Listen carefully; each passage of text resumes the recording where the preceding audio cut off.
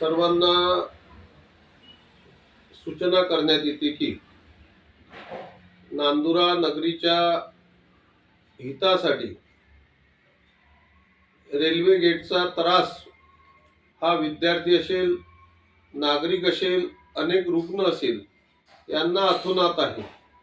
ते काम झालं पाहिजे याच्याकरता आम्ही गावकऱ्याच्या वतीनं व आमच्या संघर्ष समितीच्या वतीनं आम्ही समर्थनच करतो। आमचा त्याला कुठलाही विरोध नाही। पहिला मुद्दा लक्षात घेतला पाहिजे। लोक गैरसमज करून नुसतं आपल्या दुकानदाऱ्या चालवण्याचं काम या ठिकाणी करतात, तर त्यांनी समजून घेतलं पाहिजे आमचा पूर्ण पाठिंबा त्या कामासाठी आहे। पण जे काम चुकीच्या पद्धतीने होत आहे, एवढ्या मोठा उद्यानपूल या ठिकाणी होत आहे आणि या लोकांचा संसार, या लोकांचे दुकानं, या लोकांचे मकानं हे उद्ध्वस्त होत आहे।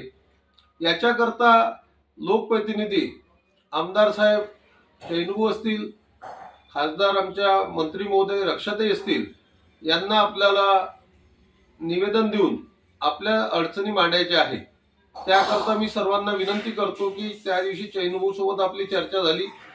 आता आपली चर्चा या ठिकाणच्या मंत्री महोदय रक्षाताई यांच्यासोबत 15 ऑगस्टला आपल्याला त्यांनी 9 वाजताचा वेळ दिलेला आहे।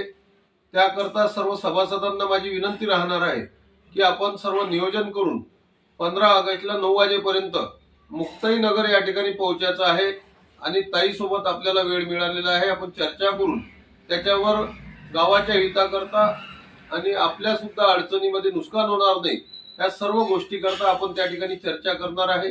म्हणून गैरसमज करू नये।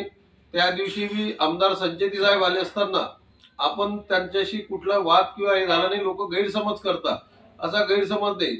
लोकांनी मतदान भाऊंना दिलेला आहे। भाऊ हे आमच्या हक्काचे माणसं आहे आणि आईचं कामच असते लोकांचे घराने ऐकून घेते। आईच्या रूपामध्ये आमदार संचेती साहेब त्या ठिकाणी आले आणि म्हणून या सर्व गोष्टी आल्या। त्यांना काही जाण्याचं काम होतं, मीटिंग होती, ते सांगून गेले। आपण त्यांचं समर्थन केलं। म्हणून वाद किंवा वादिवाद हा विषयच नाही। हा असणारा आमच्या अडचणी जाणून घेण्याचा विषय होता आणि तो त्यांनी पार पाडला।